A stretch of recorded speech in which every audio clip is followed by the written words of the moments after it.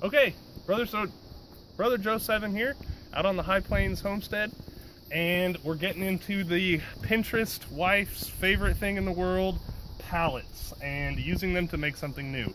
This pallet is destined to become a headboard, and before we get started, I want to talk about the tools and what's that thing, personal protective equipment, PPE or whatever.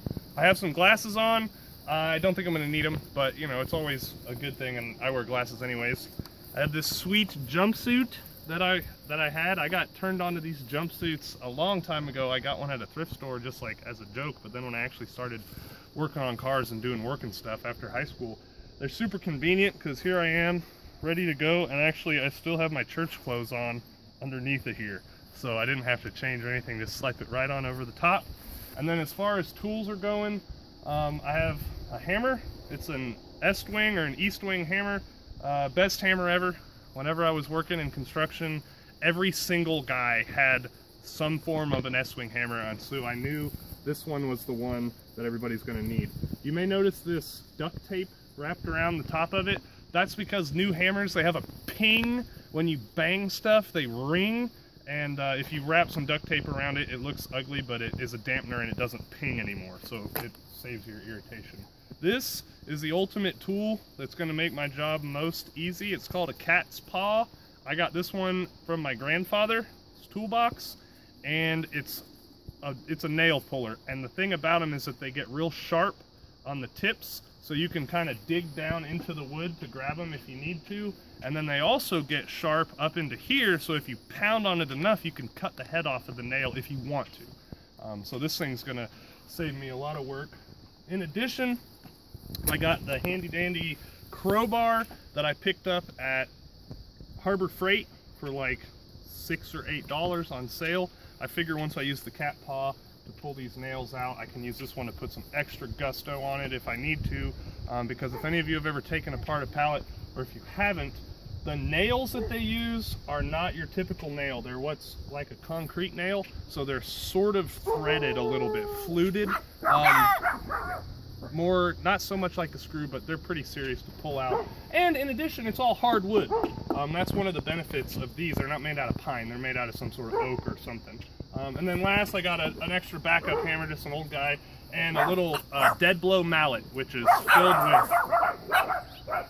filled with metal pellets, so it doesn't bounce back when you beat stuff with it, in case I need to persuade some of these boards to come off. All right, that all being explained, time to take the very first nail out and see how this is going to work.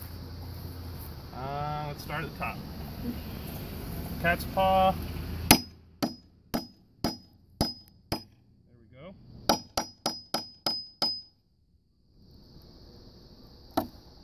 And the nail head kind of popped off.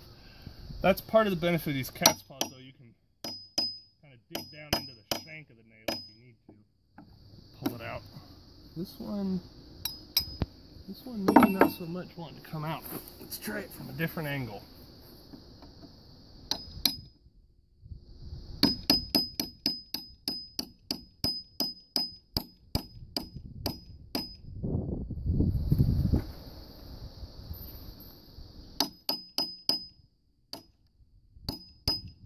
Kind of digging the teeth of it down into the shank of the nail now. Come on. Come on out of there. And nope, these nails are old and rusty. Alright, well that may be the name of the game then. Could be pop all the heads off and then just knock the nail off the shafts. Let's try this one. Knock the board off the nail shafts. Let's try it again with this guy.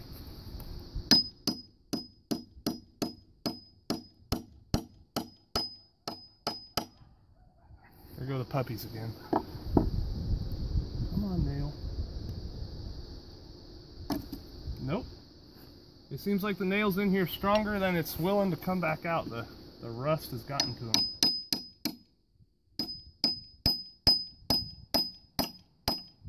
That pinging you hear is coming out of the cat's paw, not out of my hammer. I haven't wrapped the cat's paw in duct tape. Alright. Come on, nail.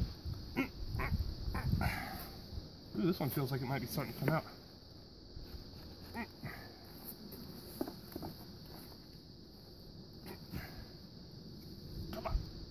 Yeah, there we go. All right, bring it in for a close-up. I'll hold this real still. See how the sides of the head broke off? But then I was able to, is it focused yet? Okay. But then I was able to get the teeth or whatever of this cat's paw wrapped around the shank of the nail and dug in there a little bit to provide enough grip to pull the nail out. And can you see that twisting on there that I was telling you about? That's how these pallet nails are. This is like a concrete nail, but they use these ones so it has extra grip in there. Okay, cool. I'm gonna do this a bunch more times and then we'll come back. All right, here I am. I have them all either pulled out or the top's just completely broken off. I think it was about 50-50 until the end here. It's been more of them have just broken off the top.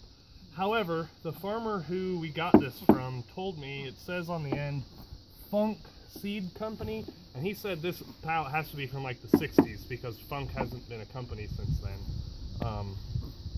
So here they are, and now I got to pry it off, which is what's going to help me with this pry bar and also my hammer to get it the first bit and the dead blow, because you're not supposed to beat these hammers with another hardened steel thing or it can cause some problems. So I can use my dead blow to get it in there a little bit, start to lift the board up.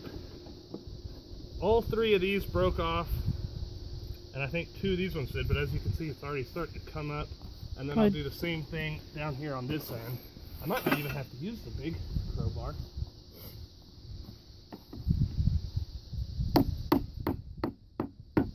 Come on. There we go.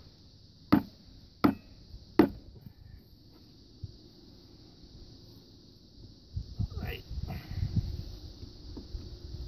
Let's get it in on this side.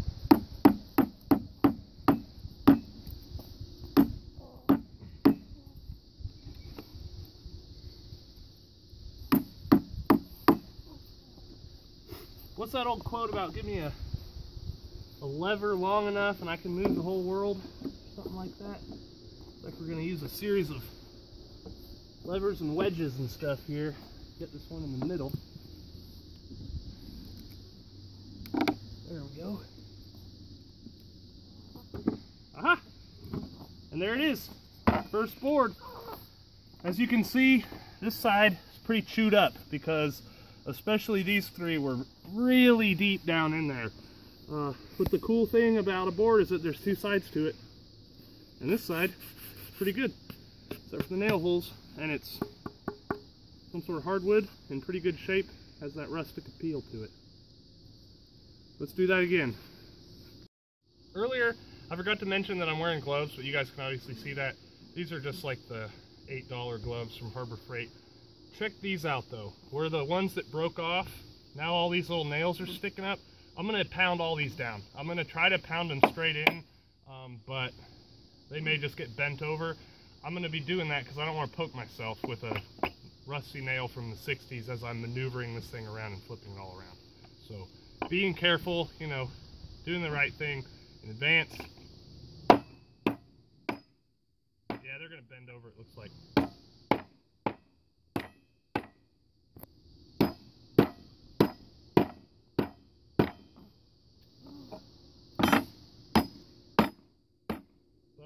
Now they're not a danger to me or anybody else. Okay. I switched over to using the dead blow on the cat's paw to save my ears from the metal on metal ringing. Also, sometimes I can use both of them like this. The cat's paw kind of digs in and grips on the side of the shaft.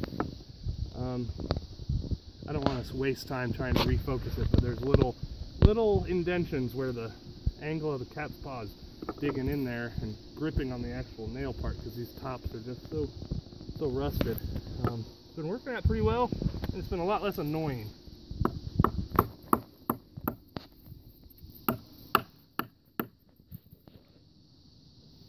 That one looks like it's starting to bend. Yep.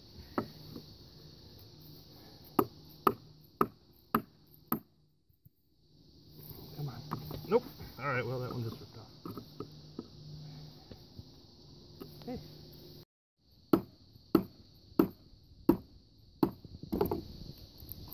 Tell him what you're telling me earlier. What was I telling you earlier? Is it getting easier or are you just getting better at it? Yeah, I think a little bit of both. I think that the back side was harder because the nail heads were down in it a lot. And I think because it was the bottom side, they were extra rusty because it stayed wet more than the other side did. A lot more of these are more like kind of on the surface, so if you don't have to dig down like I am on this current one. But I think it's also learning by doing, so you gotta get the cat's paw to bite in just enough to get a grip, not enough to cut it to where it's just gonna break off, but also not too little to where it's just gonna pull the top off. So that's working. Switching to this freed me up this, so now I'm thinking like doing some of this double prying action. I'll do it so you can see. Using the cat's paw for the grip, but then prying with the hammer. So I think it's a little bit of everything. It's the Eastern thought. Learn by doing. Do and then understand, instead of the traditional Western way of teach me how to understand it and then I can do it. So here's part of the beauty of the cat's paw. You can just pound it down onto the shank of this broken off nail and then you can still pull it out. I did that quite a bit here, especially at the end. So here's the wood that we were able to reclaim from the pallet. It's going to go into being our headboard. We're going to look at it and maybe we'll make more, maybe we'll make less. Probably put some little border on it. Here is the more or less scrap wood that I got out. It wasn't really pretty enough to use in the headboard. I used all of these tools quite a bit, sometimes together. I didn't end up using the old extra hammer. And then here is a nice little pile of scraps that will make an appearance in my next fireside chat video. Shalom, y'all.